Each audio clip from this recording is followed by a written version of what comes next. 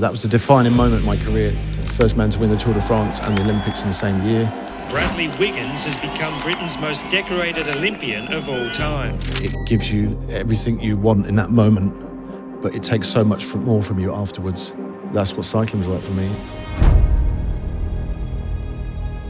I was sexually abused for 3 years by my first coach when I was between the age of 13 and 16. It's the biggest thing that caused me the greatest amount of pain that made me not want to be here. It's connected with my father and the abandonment. My dad left when I was 1.5. You know, I met him when I was 19. He walked back into my life because I was successful. He got murdered in 2008. You know, cycling was a great vehicle for distracting me from all those issues. And I was happiest when I was out on my bike, you know, until I had to turn around and go back. But the truth is, at the moment, you look happy, you look healthy, you look in great shape. So how have you got to this point on your own? This episode is supported by Huel. Bradley, welcome to High Performance. Thank you for having me. Yeah. Look, so much has been said about you, written about you, spoken about you over the past few years. I don't think we've heard your voice often enough. So I'd love to start with finding out, how are you today? I'm actually, honestly, in the best place I've been for 44 years of my life. And that's largely down to the fact that I've, you know, been to the arse end of the world, you know, and I've been in dark places at times for various reasons. I've experienced extreme highs with my success and other aspects of my life, but I've also experienced, like most of us, the other end of the spectrum. And I always put that down to the success at times. I think I always blamed the success, you know, and but I realise now it was multifactorial, and there was many other things that contributed to that. And I've spent the last 5 years really sorting that out in my head, and I'm in a better place for it now. I finally took responsibility for my own life, and I'm not in a sort of position now where I'm playing the blame game. I think, like most of us, when you're trying to work these things out, you know, you spend a lot of the time putting it down to various reasons as to why you're like the way you are. But at some point, you know, you've got to take responsibility for your own life and accept that that's ultimately what makes you the person you are today. So, yeah. So what was the catalyst for taking responsibility? What was the catalyst? I mean, there was some really extreme moments. Probably the last one was about a year ago, you know, without going into too much detail, but I was in a very dark place, in a very dark room for many days. And it was a hotel. And my son actually was the one who kind of intervened and you know, kind of really made me realise, I think, recognise the self-destructive mode I was in and the damage I was doing to myself, you know, and there was a lot of reasons for that, you know. And I think where I'm at now, I look back, there always seemed to be something that was causing me issues and giving me a reason to not be happy, and there was always something on the horizon. But I've realised now that there's never going to be a sort of clear path. There's always going to be something that's happening. And these things are, you know, I was one of them people that wallowed a little bit in self-pity, particularly after my career.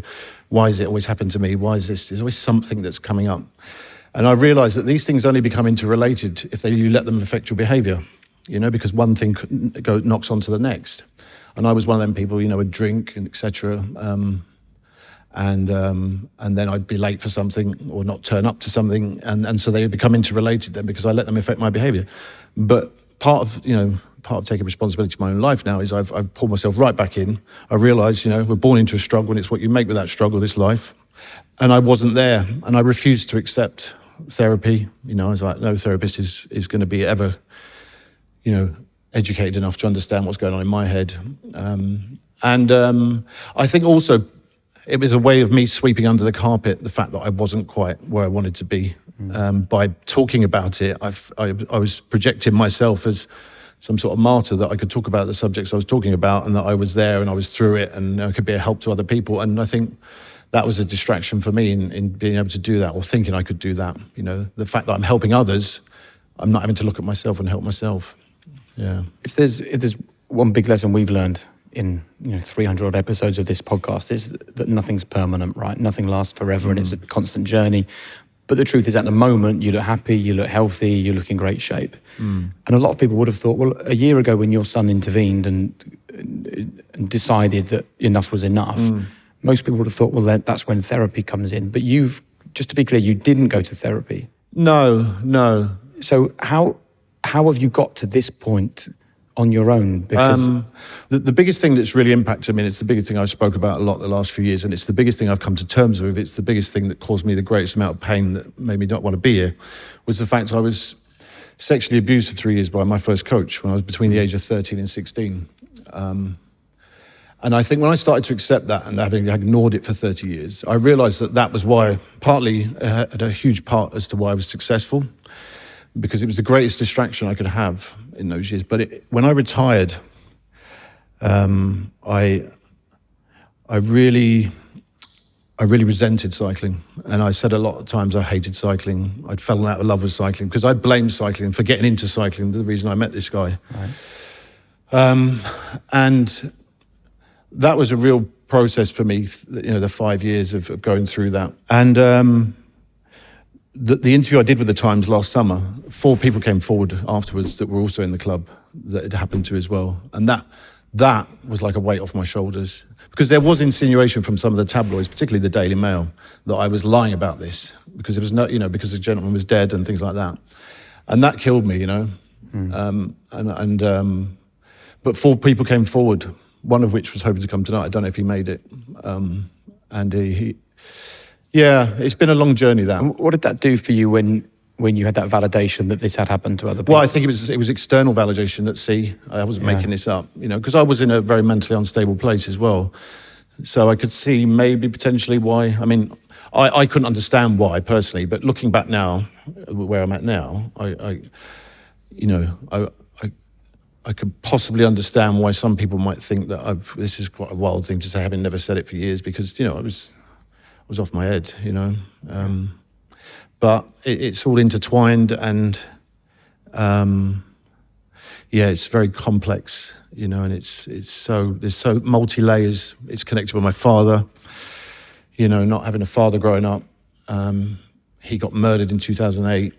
I always wished he was around, I got into cycling because he was a professional cyclist, and he was respected and feared also because he was a bit of a loose cannon. It was his 72nd birthday today. Yeah, it would have been, it was a year ago today that I was in a dark place, which contributed to it. And I wished he was around, but he's my hero. But as a father, I resented him, So it's so multi-layered. The family I grew up in, the things I witnessed as a child, and the abandonment. My dad left when I was 1.5. I met him when I was 19. He walked back into my life because I was successful, he couldn't handle the fact that I'd become as successful as him, or heading toward, and I was happy to stand on his shoulders. And I've said it a few times, the famous quote he gave me, which drove me for years and breaks my heart to this day. He said, after a week of meeting him when I was 19, don't forget you'll never be as good as your old man was,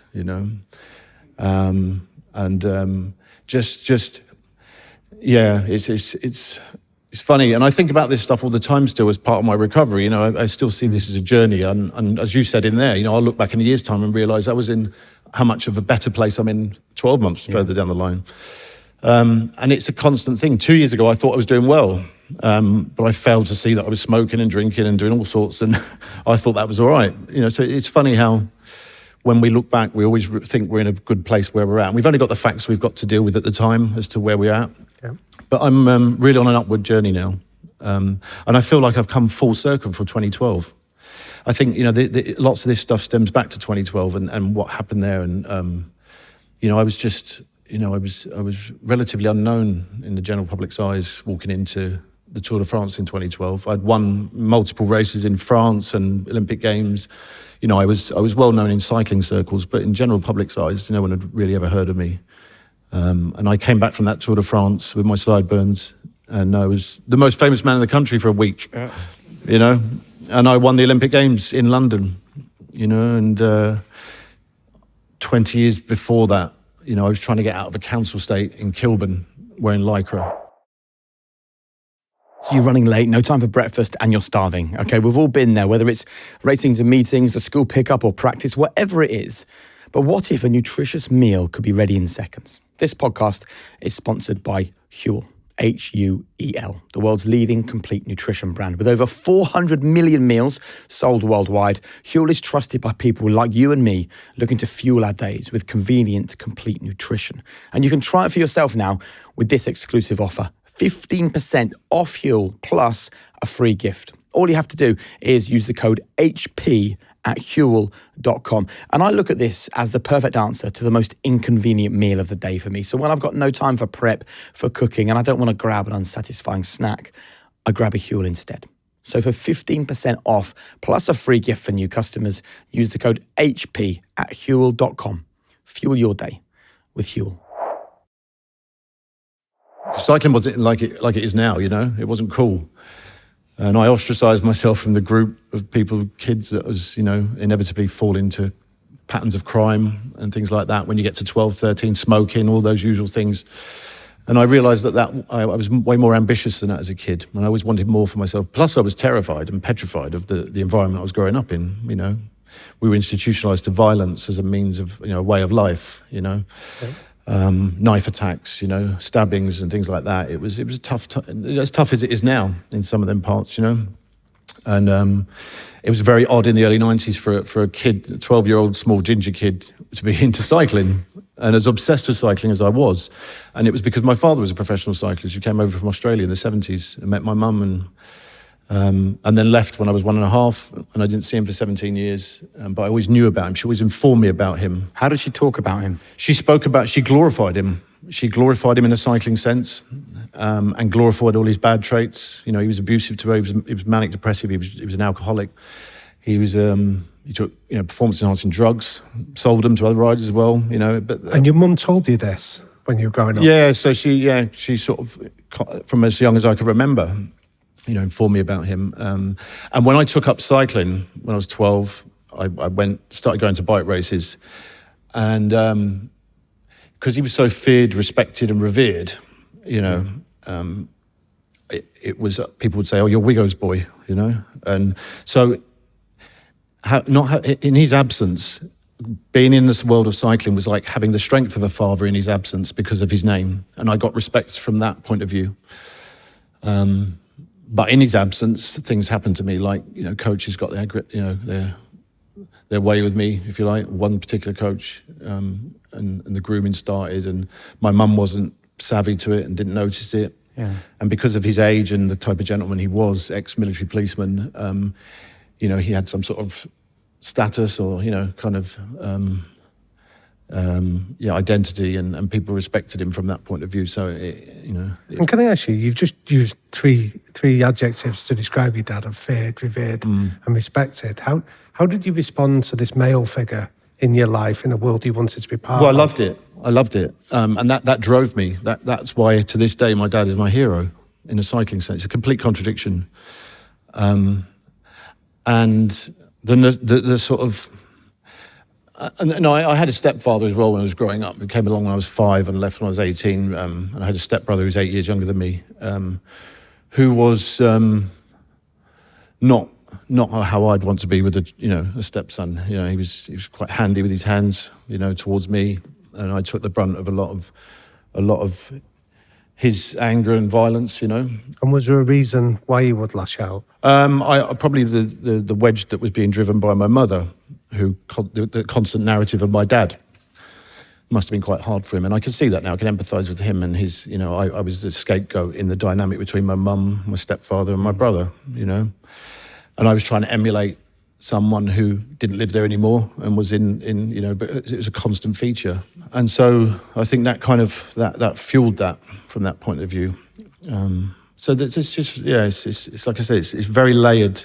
Yeah, and I've only realised this out in the last few years. You know that you know, as my own kids, when my son started cycling at 13, it was the same age I started, and my son's now world champion. He's 19, you know, and he's on the fringes of the next Olympic squad and professional cycling team. So I've watched him. You know, that's where I started accepting my abnormal sort of childhood, particularly within cycling, when he started cycling, you know, going to a youth hostel in Devon, 2 13-year-old lads with a 72-year-old man and sharing a dormitory with them, showering naked and things like that. It was very abnormal and not, yeah, I mean, it's crazy some of the situations we're in. And I'm watching my own son go through that, and the changes within safeguarding and the changes within the system, and how kids go away with coaches now. Just how normal it is and how it should be. And I think that flagged lots. And I just retired when he started cycling, so I'm starting to assess my whole life and who am I? Because I'd only ever been Sir Wiggo before I got knighted, you know. And I very much think that I played a caricature when I was, you know, in my famous years, if you like. You know, I adopted a veil that I perceived as cool, in order to hide my deep-rooted insecurity and self-worth issues. And cycling was the only thing that ever gave me confidence. But me, the person, Bradley Wiggins, I'd never been given any self-worth. I was always going to be, you know, you're going to be a good cyclist if you do it. You'll be useless at everything else. This was the narrative I grew up with, you know. Because your dad was a good cyclist, you know, it's in your genes. At least you'll be good at something.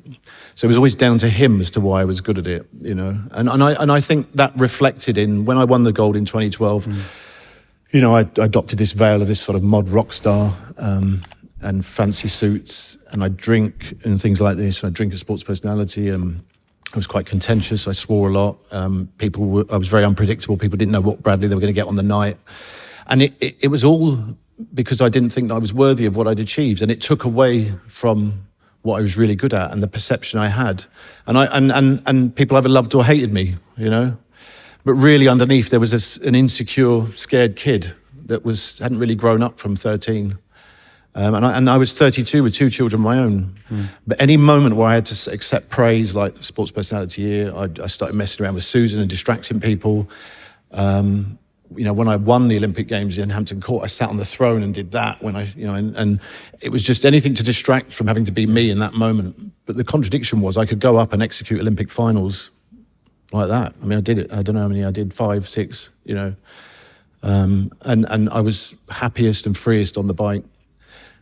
Which takes me back to my childhood, you know, escaping the environment I grew up in, finding an escapism, but falling into another trap that was going to give me problems later in life. And I was happiest when I was out on my bike, you know, until I had to turn around and go back. And finding that escapism with this, you know, romanticized vision in my head that my dad's out there somewhere. I'm going to make him proud one day doing the thing that he did. Maybe one day he'll see, you know, and because he was great, I'm going to be, you know, it's in my genes. I'm going to be great. There was no doubt about that in my head. It saved my life in many ways, you know. I don't know where I'd be today. And cycling's given me everything, you know, it really has. And I wouldn't change a thing. That's the important thing. I wouldn't change any of my journey up to this point because it's what we do with the things that happen to us that shape us, that make us the people we are, you know. And I think my best years are yet to come yet in some way. I don't know how, but I'm not falling to the level of my goals at the moment. I'm falling to the level of my habits, you know, and creating daily habits that, you know, whatever's on the horizon, I'll be ready for, you know. I mean, what's remarkable, Bradley, though, is listening to this level of insight and self-recognition, considering that you haven't gone and sought external help in that year since your son made the intervention. Yeah, I don't. It's probably why I was a good athlete as well, because I'm very self-aware, and you have to be self-critical when you're an athlete, and you have to be coachable, and you have to be, you know, that's what makes good athletes is being coachable and listening, and being able to go through for a process, you know, of 4 years, whether it's Olympic cycle or 12 months to the next Tour de France, is about, you know, recognizing what you're doing right and what you're doing wrong and being deeply honest with yourself and taking accountability and responsibility for your role as the athlete. Because, you know, the day you don't go and do 6 hours and you tell your coach that night you did 6 hours when actually you did 5 is where it starts to go wrong. And it's being deeply honest with yourself and recognizing, no, I've not done enough this year. That's why I failed, you know. Or I've done too much this year, and that's why I failed. And lots of athletes' egos get in the way of self-recognizing those things in order to make changes.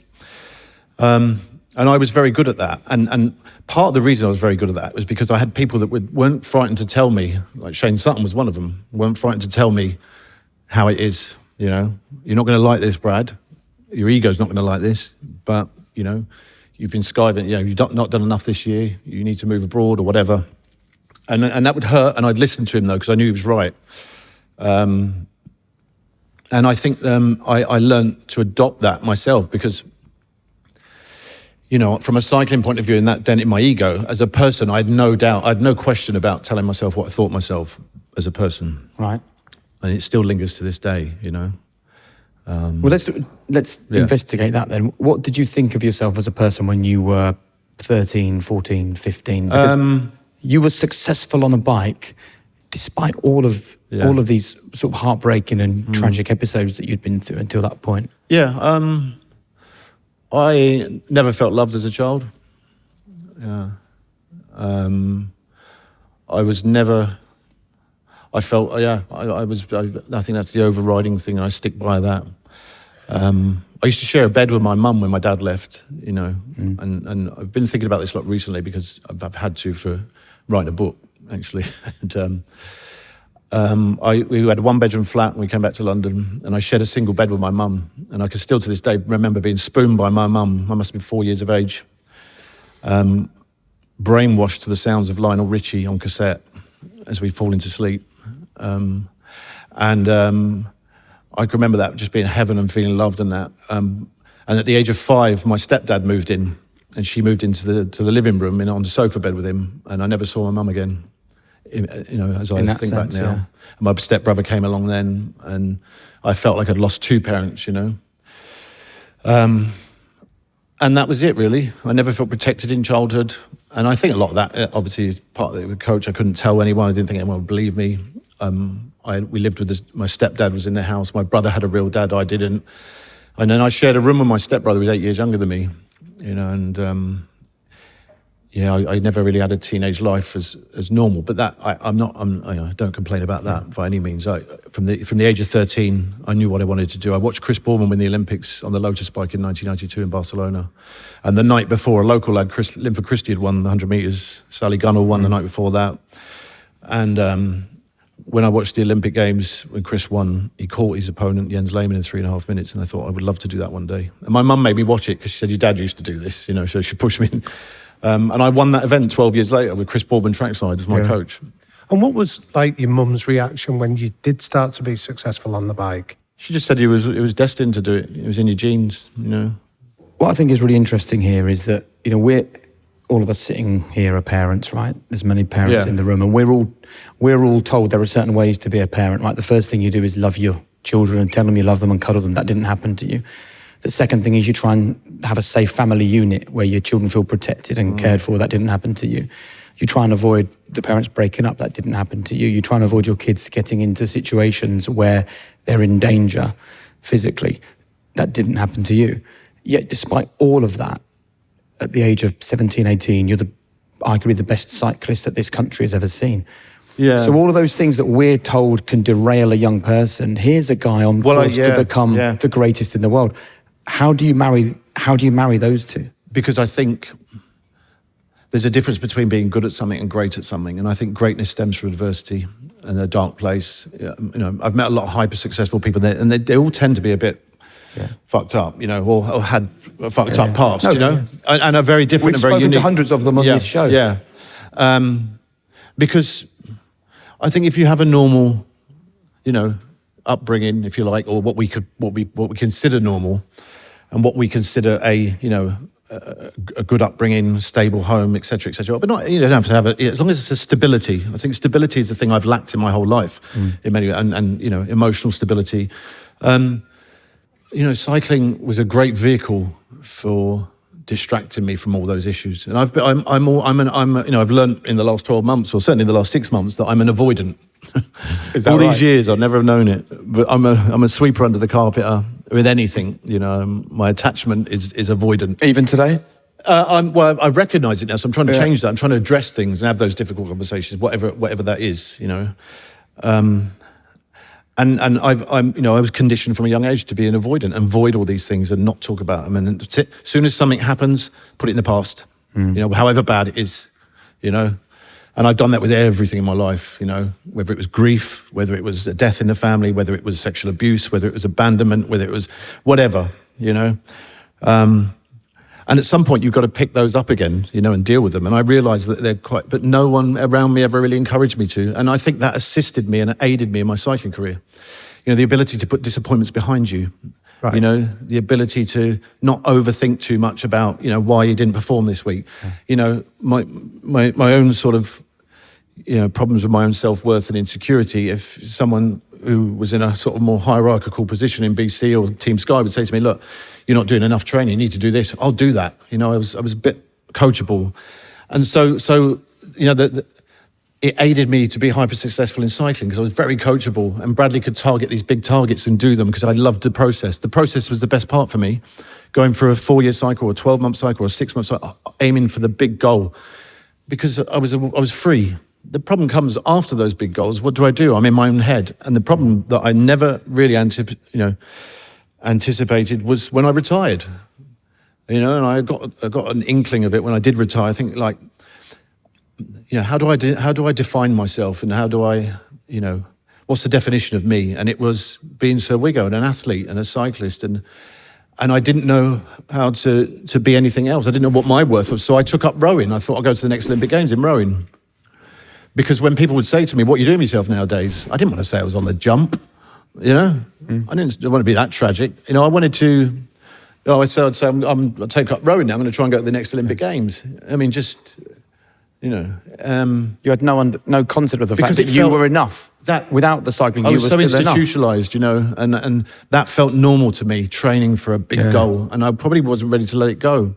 But I gave that up after a while, a year or so, and I realised I wasn't going to make the standard. And then I had to sort of start dealing with who I am, and who am I.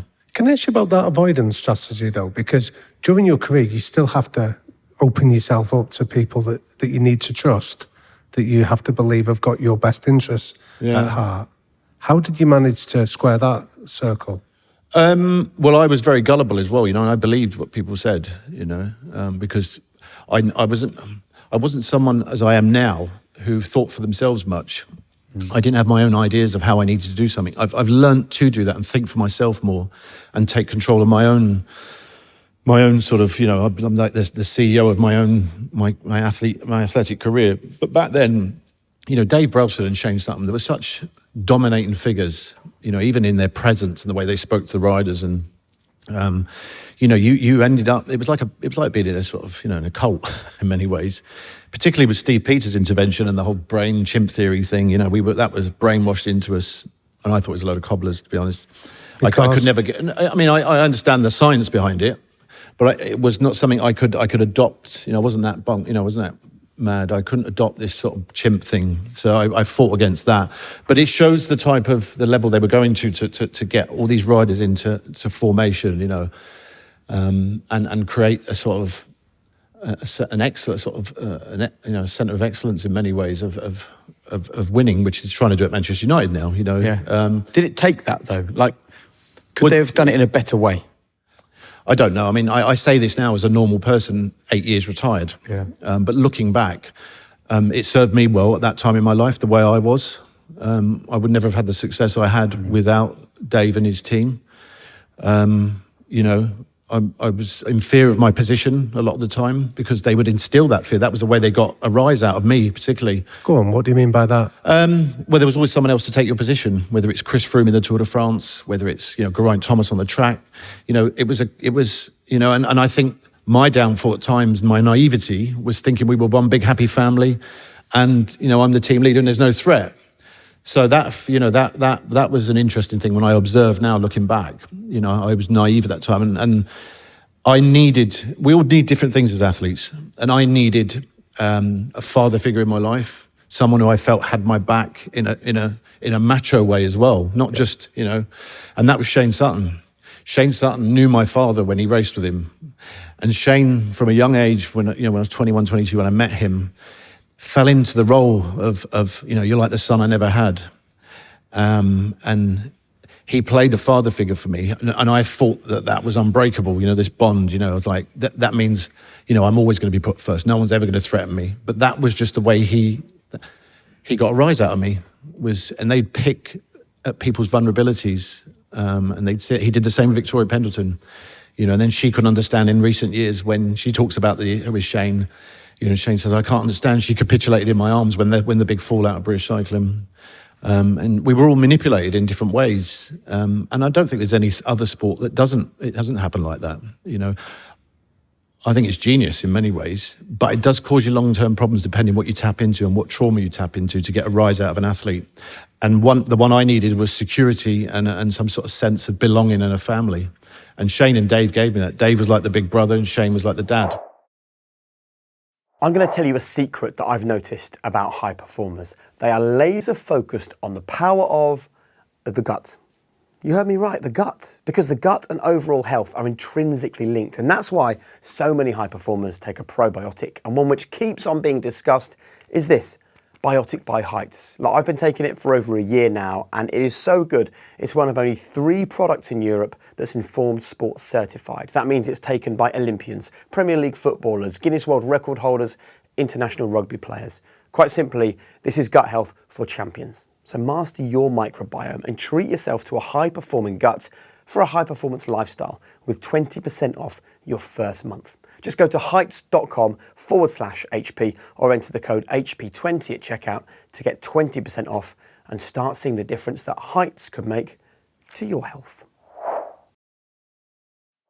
To sort of operate in a fear-based environment like that, given your background, must have started I'm to not saying take that its everyone toll. lived in that fear environment, but when I look back, that was my overriding emotion. And fear it could all be taken away. Fear I could lose my spot. So I better knuckle down here, Fear they'll cut my salary in half if I don't pull my weight. So I became, that fear drove me. And that was the fear that I had growing up on a council estate, wanting to get out of the environment I grew up in, Fear and the bike was always a way of throwing myself further into the bike. And I had the character, the way my makeup from childhood lent itself to me doing that. So people would say Brad was, in 2012 he was like a different animal. He was. People would say this now. You were just, you talk to him in races, he wouldn't talk back, and you were just never seen anyone as focused to that. My ex-teammates would say something like that to me in recent years, and I can't imagine being like that because I didn't have to think about anything else in my life. I just think about the bike, and I enjoyed the process. You've described yourself when you were in your peak as a monster on a bike. Yeah, I felt like that. Yeah. I was a dreadful person. I felt like it was, it's not someone I can, associate with today. I think you have to be very, very selfish naturally, and you're promoted to be. You're encouraged to be very, lots of narcissistic patterns of behaviour. It's all about you, and everything comes second. And people always say, but the sacrifices are worth it, aren't they? And I don't know if they are. I just think you take a choice. I mean, it's no different to what most people do that go out and graft and for minimum wage and stuff like that. I actually think it's a privilege to do what we did, and be an elite athlete, etc., etc. Part of me wish, it's great hindsight, isn't it? You look back. I've got a lot more wiser now. I wish I could have. Know a lot more that I know now back then. But part of my vulnerability back then, my flawedness, the way I conducted myself in interviews, etc., etc., was why I was so good on the bike, and that was what I suppose. I was such a contradiction, Do you think you'd have been successful, or as successful, if you knew what you knew now? No, I think I'd have walked away from the sport a lot earlier. Yeah, because I'd have had some realization as to what was really important, and I think part of having to deal with this all myself, and many others have. Victoria's had her problems, lots of us have had our problems away from the bike and sport in general that have retired, that have had a lot of success. Is particularly in cycling, there's no sort of welfare and after you get thanked at the end of your career and off you go into the world at 36. And I walked into that building in Manchester when I was 16 and walked out when I was 36. And, they used to give me my clothing, my tracksuits, my underpants, pretty much everything, medical care, and that was it. It was, you're out into the real world. And it's a funny thing, and lots of sports are like that, Yeah. We've had many people have sat in the chair that you're sitting in now, and they've said to us, the truth about being a high performer, an elite individual, a world-class athlete, the best business person there has ever been, they will always say to us, nothing comes for free. And I'm getting that sense all the time here that, you had the success on the bike, but it came at a cost, and you didn't realise the cost you were going to pay until 12 months ago when you were in that dark room in that hotel. No, you know what? It's I saw a quote about a year ago that summed it up for me. Someone asked Mike Tyson what does it feel like when you knock someone out, and he said his answer was, it's like drugs. It gives you everything you want in that moment, but it takes so much more from you afterwards. And that's what cycling was like for me. You know, win Olympic gold stand on the rostrum, you know, certainly in Hampton Court, you know, having won the Tour de France 10 days before that, and walking away from that rostrum as Olympic champion and thinking, what do I do now? And having to deal with that. And so how quickly were you thinking, what do I do now? Well, yeah, but what do I do now? There was no other thing that was ever going to top that. I'd won the Tour de France. How quickly afterwards were you thinking? 5 minutes. I did an interview with Matt Dawson live on 5 Live. And he said, what's next? And I said, well, how do I top that? How do I ever? That was the defining moment in my career as a sports personality in this country, as a cyclist, you know, the first man to win the Tour de France and the Olympics in the same year. I can only do the same. I'm never going to get London Olympics in my home in my lifetime. And it was, and from that day on, anything that went wrong, you know, as my career went down, maybe for the next year after that, I came back and did the hour record, won a world title and some other bits and pieces, another Olympic gold. But nothing was ever going to top that day from what it meant. And, you know, the millions of people on the roadside that day, the boom had happened in cycling, you know. The Sun were giving out sideburns that day on the front of the newspapers, you know. I remember them. Yeah. People were cutting out sideburns. I actually think I sat in the BBC Sports studio with sideburns stuck on my head. Yeah. Ridiculous.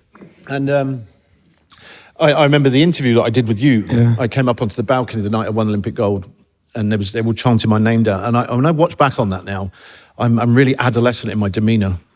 You know, I'm like a child and I wouldn't put the medal on. If you remember, I had the medal there on the couch, and do you remember you go, why won't you put it on? And I laid it on.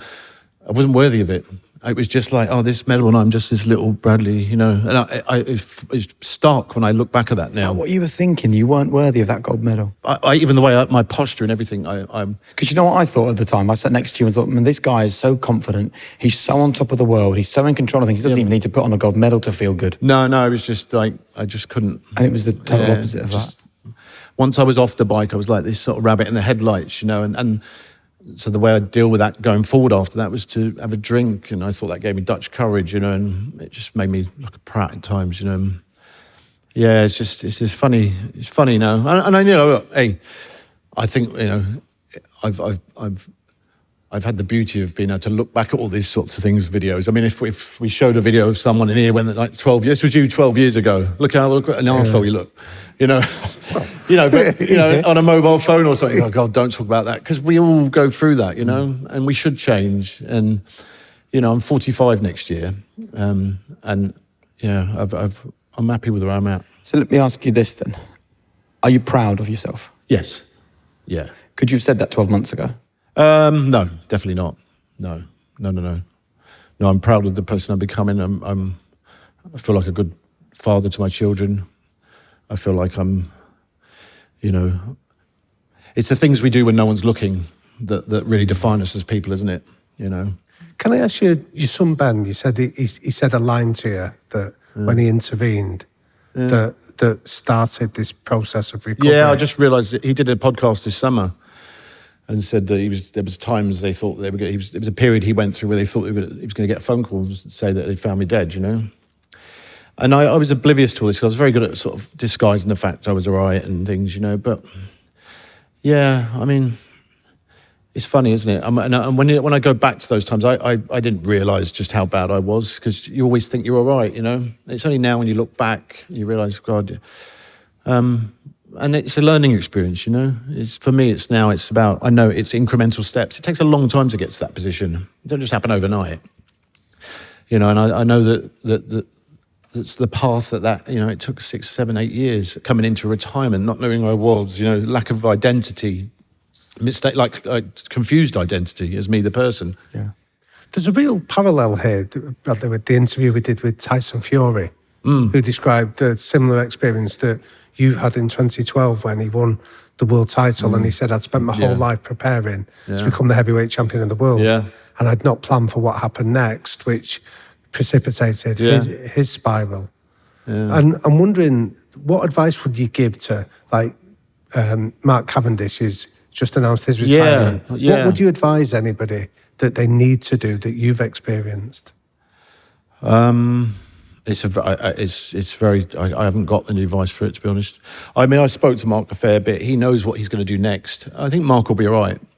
You know, one of the things that Mark has a great skill set that will carry him well into normal life is the fact he thinks for himself, Mark. All them stage wins, he's had to think his way through that bunch. He's got a high IQ, chess player. He's a master tactician. You know, he studies every route of the Tour de France. He has to, because just to get through the thing, you know. And Mark really thinks about his trade, and that thought process and the way he thinks, and, you know, he doesn't drink, he's not a drinker, and he's going to carry him well into the only thing that I'm not sure where he's ever going to replace is what is winning a stage win in the Tour de France, that win, and what drives that win. I think, you know, he's the most winningest cyclist in Tour de France history. He'll go down as our best cyclist ever.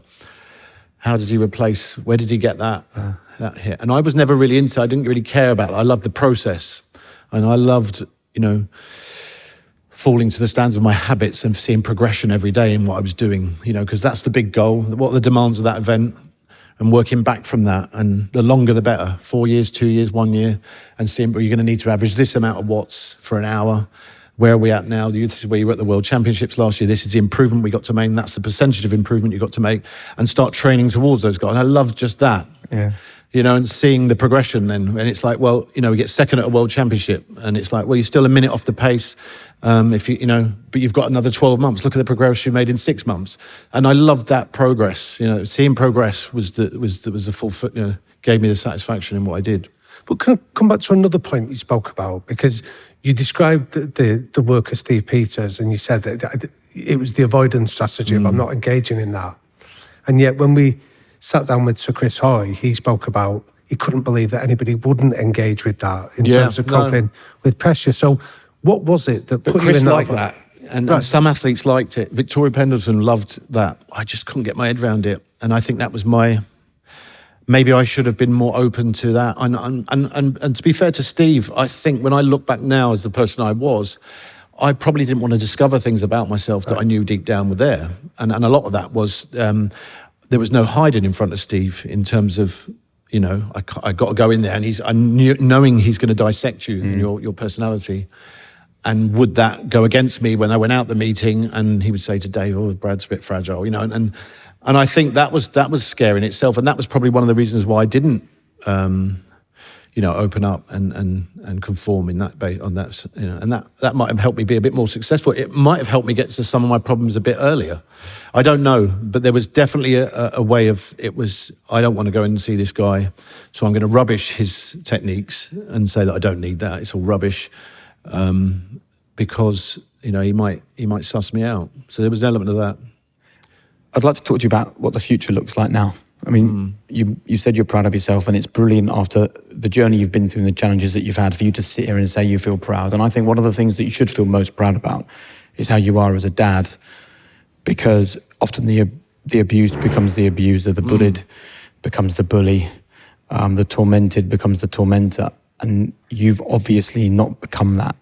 What would you like to share with our audience about how you've parented and the messages that you've given your kids, particularly your son who is following in your footsteps as a cyclist, so that if ever he is on the top step of a podium, he doesn't have joy that lasts a few seconds and suddenly there's a sadness. Yeah. So with my son, when he took up cycling, you know, he carried what I saw as the burden of my name on his back, you know, and the pressures that came with that, and having to replicate what I did. And I took a very stance early on with him that I'm not going to get involved in his cycling. And it didn't go down well to begin with. You know, I'm his biggest fan. I'll mentor him. I'll tell him, you know, give him whenever he asks me. But I wasn't going to coach him, you know, because people would say to him, you know, like, you know, mate, it must be great having Bradley Wiggins as your dad. You know, you've got the best coach in the world. But because of what I was going through and accepting the things that happened to me in childhood, the absence of my own father, the dynamic that I was coming to terms with still in late 30s with my dad, and how much that had affected me in adulthood, it was as stark as ever, and I wanted to just make sure I was a father to him first and foremost, because I was his hero as a kid, Ben. You know, he'd go into school on a Monday, having done something at the weekend, and they'd say, you know, draw a picture of your family, and he'd draw his mum, his sister, and me with a yellow jersey and a medal on. That's how he saw me, you know, and he rode down the Champs-Élysées with me when he was 7. So I think in the dynamic and what I grew up with in terms of a father, I wanted to make sure that I had that with him. So I thought it far more important to make sure he had a father figure in his life to go through this journey with him that could stick an arm around him if he did fail and he didn't make it. And it's not about being better than me. It's not about replicating what I did. He's his own person and he knows his worth. He's enough as a person for me. He surpasses me as an 18-year-old boy in his social skills and what he'll be capable. If cycling doesn't work out for him, what he can go on to do in the world. And that's far more important. They're the things that I didn't have, you know. But how did you feel, like, because as you're describing that experience of Ben drawing the picture of you being the superhero, I'm hearing the echoes of your mum making your own dad in his absence a superhero, and I'm wondering what was the impact on you? Yeah, it's not a bad thing. I mean, you know, it's not a bad thing back then, but it's not something I wanted to live out. Yeah. That, to this day, you know, you must respect Dad because he won the Olympics 12 years ago. You know, and in one of my darkest periods, I smashed all my trophies off the mantelpiece because, like, what are these things doing up here? You know, I think I threw my sports personality one out, my knighthood, the things that came with, you know, external validation that you were great, because I had a real issue with, you know, the things I'd achieved. That meant that I had a hierarchical position in the household as to what deemed success was, and I was trying to make the point to him in the worst possible way off my head that, you know. This means nothing. It's just junk, you know. And there was various, you know, events like that. But the thing with Ben is he knows what his self-worth is as a person, you know. And I think first and foremost, before cycling, you know, take cycling away from him. The definition of him as a person is what's most important. And me, the dad now, the definition is me as a dad, not because I won the Tour de France, the Olympics, and I can get away with murder and be entitled for the rest of my life. Do you know I am, you know, and feel like I can waltz through life living off the back of 2012. That's far more important. And we both know each other's worth. So if I ask you now, who are you? What answer do you give? I'm Bradley, yeah. I'm the person I've always been, you know, in many ways. I've just grown. That person's finally grown inside now. I'm still the same person on the outside, but I've grown within, you know, and we're supposed to grow. But you told us that you grew up with a dad that was feared, respected and revered. What sort of father has Ben and your daughter grown up with? Well, yeah, I mean, interestingly, that's a good question. I mean, yeah, they've took more pictures of people in public with me than most people, you know. When we go out, you know, do you mind just taking a picture of me and your dad? I always do a northern accent when I say that. It all seems to be a northerner. Yeah, it's just that they've grown up. Their dad's been, you know, as long as they can remember, a celebrity in that sense, or famous. But, you know, I think apart from the articles where I'm in the newspaper standing outside a pub smoking and stuff in my worst years, they're not the things that I look back and think that makes you proud. But the things I've been doing in recent years, you know, the person I'm becoming, the person I'm presenting that I want to be, that gives me fulfillment, is you know, and this far down now, 12 years after 2012, 5 times Olympic champion, winner of the Tour de France, you know, someone that they can, yeah, who's had you know, was at the top of his game for a long, long time, you know. But how would you like them to describe you as a dad, though? Just enough. We all just want to be enough. You know, I've got my faults and I haven't been there for them at times. But, you know, it's, yeah, I'm you know, there's no time like the present to start being the person you want to be, you know. And I think, you know, they're 20. My daughter was 18 last week. My son's 20 next year. You know, if they turn around after 20 years and say, you've been great, you know, as a fundamental over, you know, I think you've done all right. But they've had a great mum as well. You know, she's been through her issues and stuff, and she's been by their side, you know, most of the way. And I think it's been great. I want to talk to you about the importance of personal relationships. It was unsurprising that the press gleefully jumped on the story recently about your financial troubles, right? They love a bit of that in this country. And from what I understand, it was about trusting people when maybe you shouldn't have done? Oh, yeah. I mean, I got fleeced left, right and centre by XX Entertainment. It's funny, I was watching the Amy Winehouse film the other night, and they're on that. And, you know, money's never really defined me or been my main priority in life. I wish it had been at times.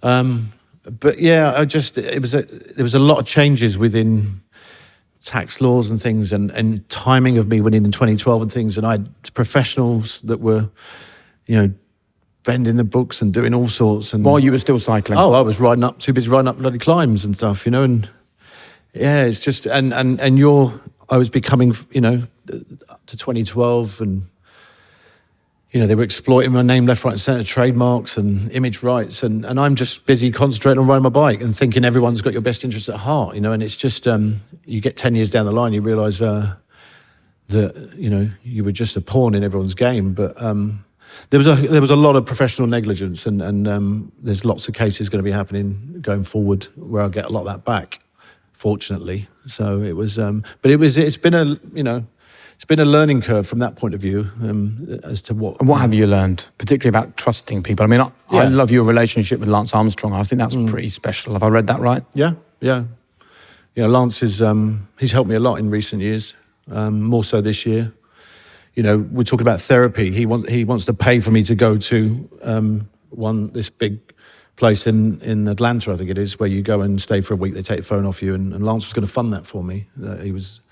And you know, he's a good man. You know, he did what he did. It's not to condone what he did. We all know that. You know, but it's a bit disproportionate to what some people get away with in this world. And Lance has got 5 children. He's married, and he's got a heart under there somewhere. But he's also got an ego the size of a house. Don't get me wrong. You know.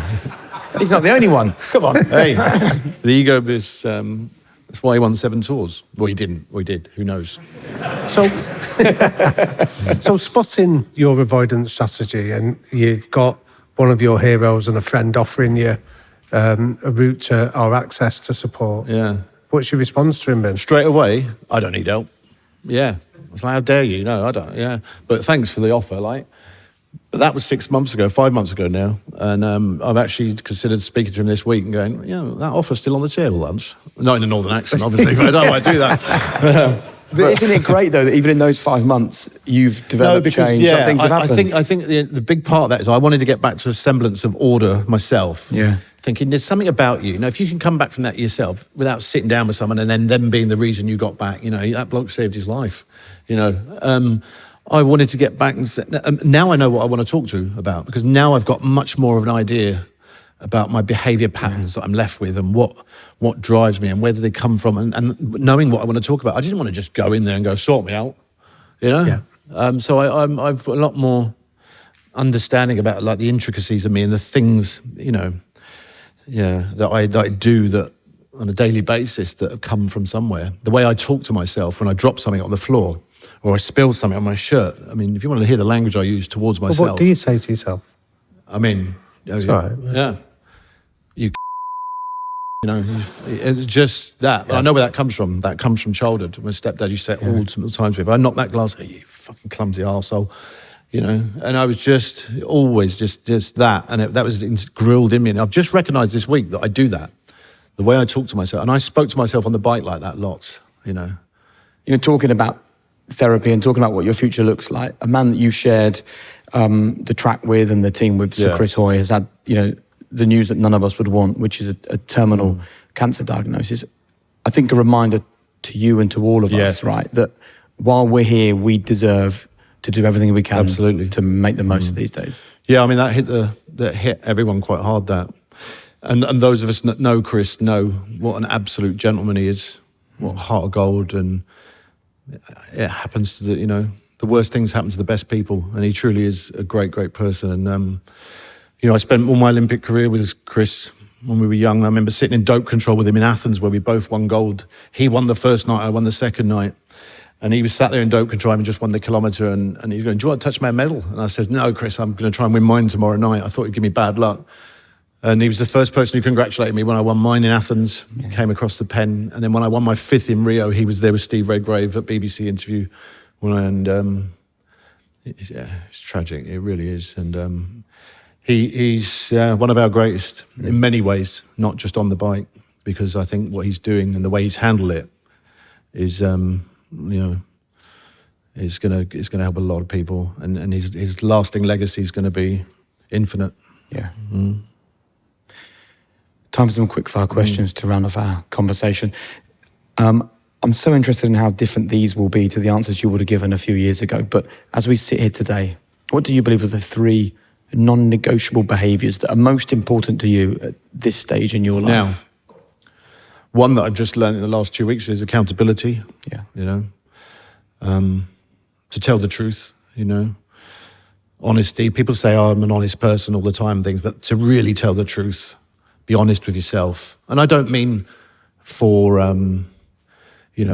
malevolent reasons, any like that, but just on a daily basis, it's much easier to address things, that you pursue, or for me, being an avoidant, create short-term peace, but ultimately not the problem down the road. So that's one, true honesty, to tell the truth with myself on a daily basis. And the third one is never forget the past. And people say that you need to forget the past and focus on the future. I think the past has been the biggest thing that's helped reform me. Is looking back, but what I have to do is not living the past, but change my relationship with the past.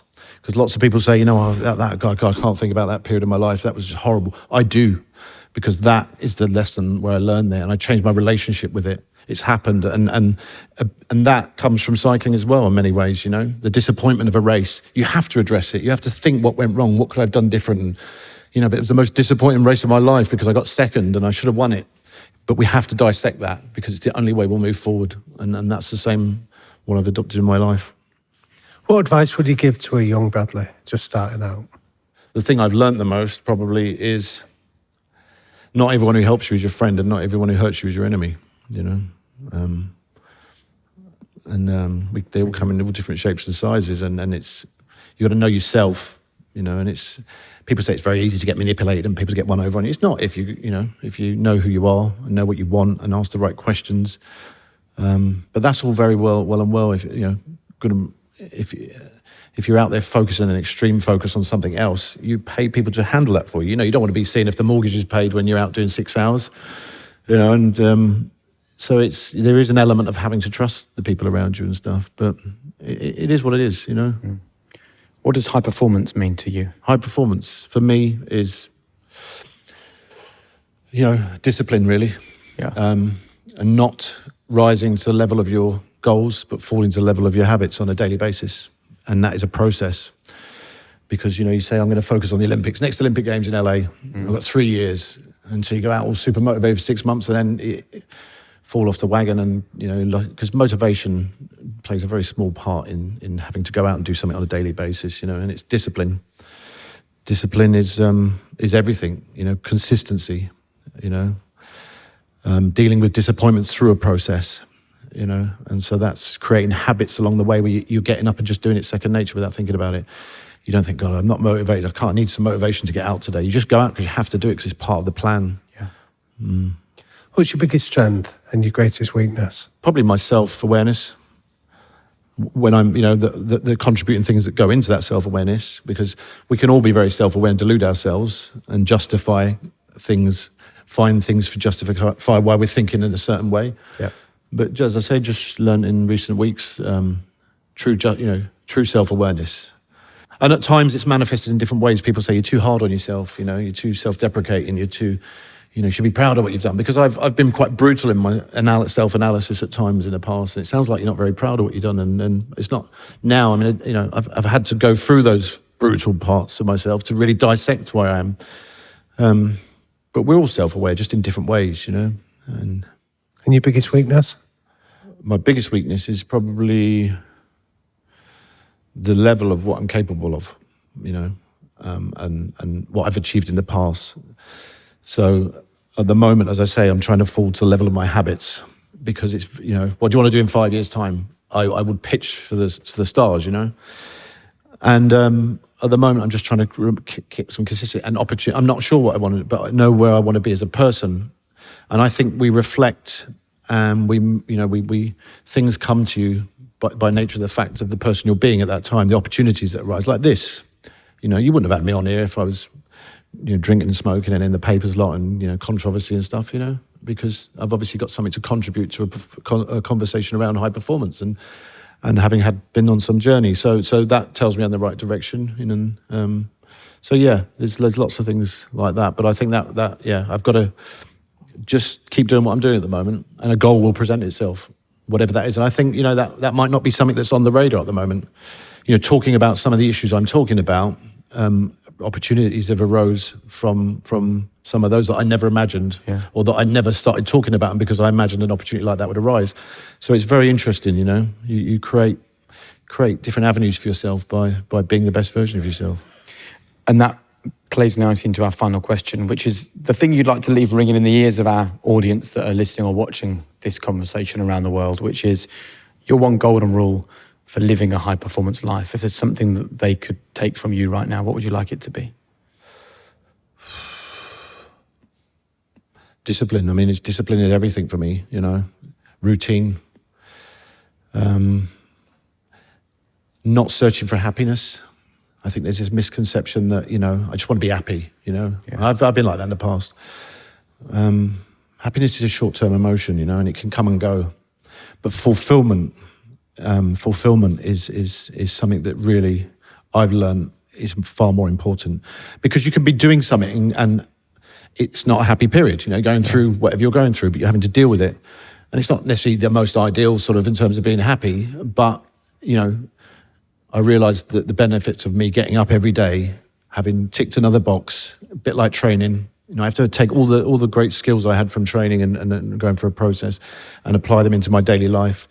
Nights like tonight, we got here, they said, would you like a bottle of wine before we start? I don't drink anymore, because I make better decisions. I've got a better thought process. I used to have to drink like this to come out in front of a room for a video because I thought I was an introvert, and it took my anxiety away. It actually added to my anxiety, and from that, I think I find myself stepping up the ladder daily.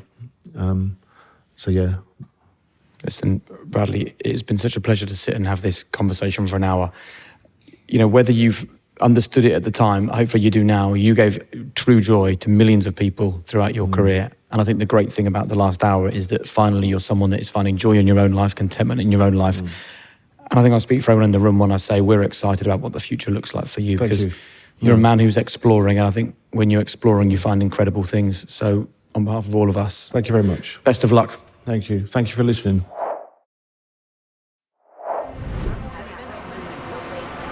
Struggling to find the motivation? Try this instead. Take it professionally, not personally. Why are we postponing love and community and friendship? I'm not worried if anyone fails, as long as we are changing things for the good. To have those kinds of friendships, I think, are absolutely essential to being what we would call a high-performance human being.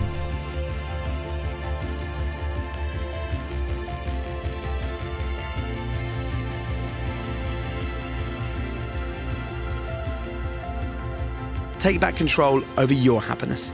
Give the High Performance app a try, then see how you feel.